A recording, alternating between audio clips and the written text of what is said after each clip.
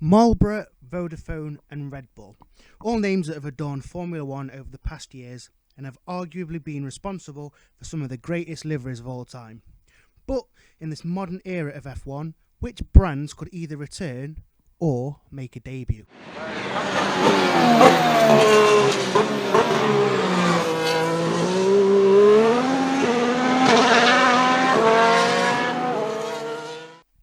What's up, Internet? I'm Jack, and this is Shadowmakka F1. So, sponsorships and liveries have been part of F1 for, well, forever really, but mainly used in the late 1960s. Now, it can't be just me who sits at the start of an F1 season before testing, eagerly waiting to see that first livery reveal and what wonders we're going to see over the coming championship. Now, recently there has been some changes in liveries in what can and cannot be advertised, with a complete ban on tobacco sponsorship and alcohol sponsorship being limited to select racers. With the announcement that the new Codemasters F1 2020 game would let you start up your own team and choose your own sponsors, it led me to thinking, just what sponsors would I want to see in F1? So here are my, not necessarily top 5, but 5 that I've picked, and also a few honourable mentions. So, number 1, Sony Corporation. Now this choice is based purely on nostalgia. A livery dedicated to Sony could be stunning, especially a retro PlayStation 1 era look. A matte grey livery with a green, salmon, red and blue accents on the PlayStation 1 controller could work really well. Not only that, but Sony could realistically use the platform to promote the Sony Pictures branch. Could you imagine an all-black car with a Venom grin tearing up the nose and those eyes on the engine cover? I just think it would look stunning.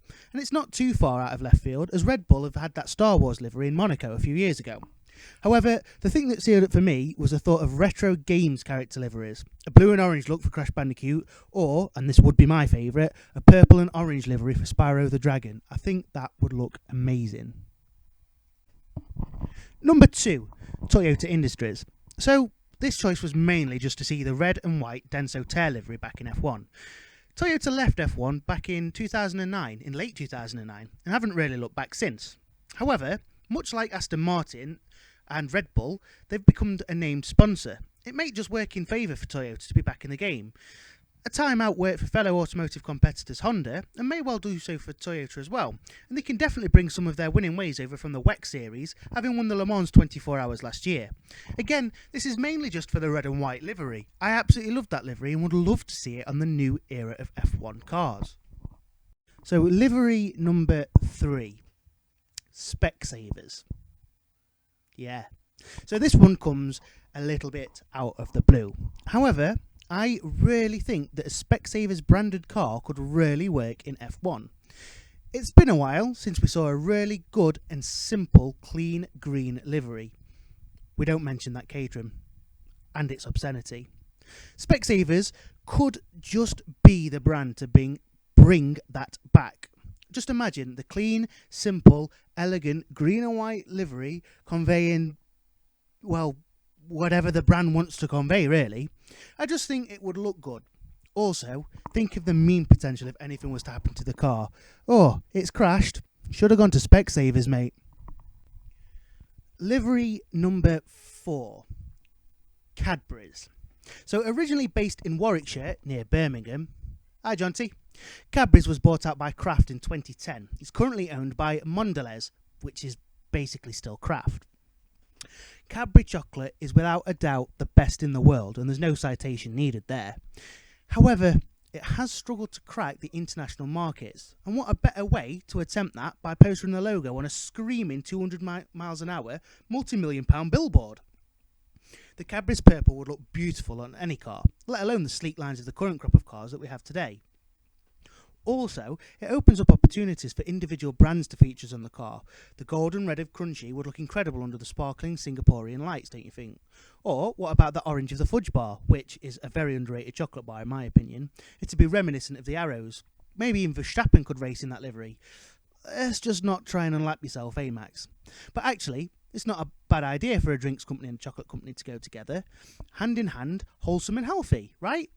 I could also imagine that cheeky chappy Freddo, the frog, adorning the engine cover of the Red Bull, which is an interesting fact, as the cost of an F1 power unit is around $10.5 million, which is roughly the same amount as a Freddo bar.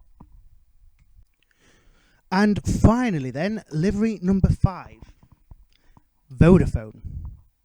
So, with the return of Mercedes AMG power units to McLaren, it's only right that Vodafone become the title sponsors of the Woking-based team.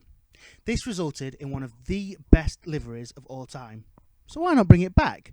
The chrome of the Mercedes, the red of the Vodafone on the McLaren, it would be stunning. Now, taking nothing away from the papaya that we've seen in recent years, as I think the 2019 McLaren was one of the best looking cars we've seen in a while, it's just not the same. Vodafone have been almost omnipresent in motorsport, sponsoring the Australian Supercar Series and most recently the Porsche Racing Formula E team, which again is a really nice livery. It's obvious that Vodafone are reaching out and spreading their brand, especially in the world of motorsport, so why not bring back the iconic livery that we all love? And now on to our honourable mentions. Now, these aren't necessarily 5 that didn't make into the top 5, however, I didn't have a lot to say about them. First up is Lloyds Banking, a black prancing pony. I wonder which team that logo could benefit. Let's just try not to go the same way as Lola MasterCard. Next is Oddballs. Now, Oddballs is a brand close to my heart.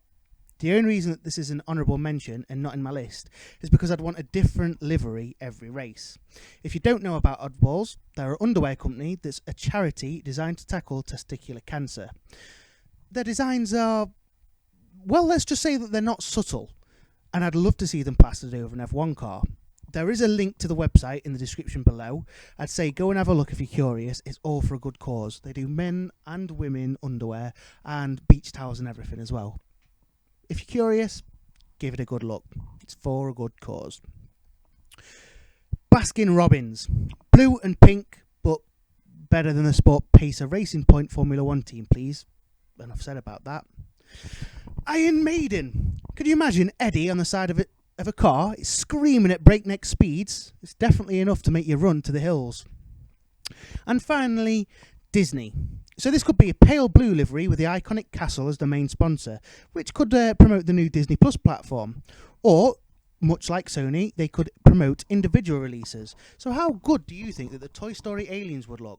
But let's be honest, we all just want to see a red 95 car with a huge yellow lightning bolt on it. So there we have it, 5 liveries and 5 honourable mentions that we would love to see in F1. What are your opinions? Let me know in the comment section down below or tweet me at Shadowmakka F1 on Twitter. Thank you for watching, and as always, let's hope for a good season soon. See ya.